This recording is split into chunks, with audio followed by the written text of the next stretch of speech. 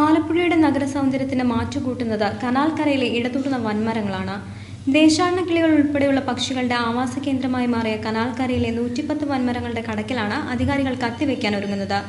അതും സൗന്ദര്യവൽക്കരണത്തിന്റെ പേരിൽ. എന്നാൽ വനം വകുപ്പിന്റെ അനുമതിയോടെ ജനപ്രതിനിധികൾ മുൻകൈയെടുത്ത നഗരത്തിലെ കൂറ്റൻ മരങ്ങൾ വെട്ടിനശിപ്പിക്കുന്നതിന് പിന്നിൽ കച്ചവട ലോബി പ്രവർത്തിക്കുന്നുണ്ടെന്ന ആരോപണവും ശക്തമാണ്.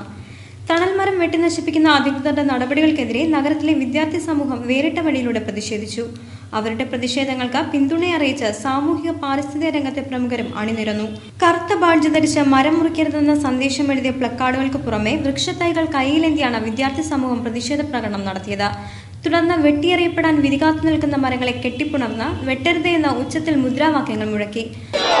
ഒരു പക്ഷിക്കൂട് പോലും തകർക്കാൻ ഞങ്ങൾ അനുവദിക്കില്ല. ഒരു പക്ഷിക്കൂട് പോലും തകർക്കുവാൻ ഞങ്ങൾ അനുവദിക്കില്ല. ആലപ്പുഴയിലെ ഓക്സിജൻ സിലിണ്ടർ ഞങ്ങൾ കാത്തുരക്ഷിക്കും. കുരുന്നുകളുടെ പാരിസ്ഥിതിക ബോധം ഉൾക്കൊണ്ട പ്രകടനത്തിൽ അണിനിരുന്ന പ്രശസ്ത സാഹിത്യകാരി സാറ ജോസഫ് മരങ്ങൾ വെട്ടി നശിപ്പിക്കുന്ന നടപടിക്കെതിരെ പ്രതികരിക്കുന്നത് ഇങ്ങനെ: ഈ മരങ്ങൾ വെട്ടിമുറിക്കുക എന്ന് പറയുന്നത് ആത്മഹത്യാപരമായ ഒരു പ്രവൃത്തിയാണ്. ഇതുകൊണ്ട് സൗന്ദര്യവൽക്കരണമല്ല ഉണ്ടാകുക, സൗന്ദര്യനാശമാണ് ഉണ്ടാകുക. മരങ്ങൾ ഉണ്ടാക്കുന്ന അസൗകര്യങ്ങൾ മനുഷ്യരുണ്ടാക്കുന്ന അസൗകര്യങ്ങളെക്കാൾ എത്രയോ വളരെ കുറവാണ്. ഒരു മരം ഉണങ്ങി അതിൻ്റെ ചില്ല വെള്ളത്തിൽ വീഴുകയാണെങ്കിൽ അത് എടുത്തു മാറ്റാൻ ഉടനടി നടപടികളെടുക്കുകയാണ് അധികൃതർ ചെയ്യേണ്ടത്. അതാണ് ശരിയായിട്ടുള്ള ഒരു മാനേജ്മെൻ്റ് എന്ന് പറയുന്നത്. കിളികൾ കാഷ്ടിക്കുന്നു, വെള്ളം മലിനമാകുന്നു എന്ന് പറയുന്നത് എല്ലാ കാലത്തും എല്ലാ വെള്ളവും മരവും ചെടിയുള്ളിടത്തൊക്കെ സംഭവിച്ചുകൊണ്ടിരിക്കുന്ന ഒരു കാര്യമാണ്. അത് ആലപ്പുഴയ്ക്ക് മാത്രമായിട്ടുള്ളൊരു പ്രത്യേകതയല്ല. ഇനി ടൂറിസ്റ്റുകളെ സംബന്ധിച്ചിടത്തോളം ആണെങ്കിൽ അവരെ ആകർഷിക്കാൻ വേണ്ടിയാണ് നിങ്ങൾ ഈ മരങ്ങൾ വെട്ടുന്നതെങ്കിൽ അവരെ വികർഷിക്കലാവും ഫലം. അവരെ ഈ തോടിൻ്റെ രണ്ട് കരയിലുമുള്ള ഈ മരങ്ങൾ ഇല്ല എങ്കിൽ സങ്കല്പിച്ചു നോക്കുക.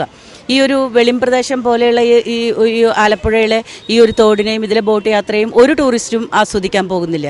ഇതിന് പിന്നിൽ ഏതെങ്കിലും മരം വെട്ട് ലോബിയോ അതല്ലെങ്കിൽ തടി വ്യവസായക്കാരോ ആരെങ്കിലും ഉണ്ടെങ്കിൽ അവരുടെ താല്പര്യത്തെ സംരക്ഷിക്കാൻ വേണ്ടി 183 മരങ്ങളെ കൊലയ്ക്ക് കൊടുക്കുന്ന ഈ നടപടി ഏറ്റവും അധികം അപലപനീയമാണ്. അതൊരിക്കലും സമ്മതിക്കാൻ പാടില്ല. തന്നെയുമല്ല, ഈ തീരുമാനം എടുക്കുന്നവരുടെ ഒന്നല്ല മരങ്ങൾ കുഞ്ഞുങ്ങളുടെയാണ്, തലമുറകളുടേതാണ്. മരങ്ങളെ കൊലയ്ക്ക് കൊടുക്കുന്ന നടപടി അപലപനീയമെന്ന് പറഞ്ഞ സാറ ജോസഫ് കുരുന്നുകളുടെ നിലവിളി പൊതുജനങ്ങളുടെ കണ്ണു തുറപ്പിക്കണമെന്നും പരിസ്ഥിതിയെ സംരക്ഷിക്കാനുള്ള ചുമതല പൊതുജനങ്ങൾ ഏറ്റെടുക്കണമെന്നും ആവശ്യപ്പെട്ടു.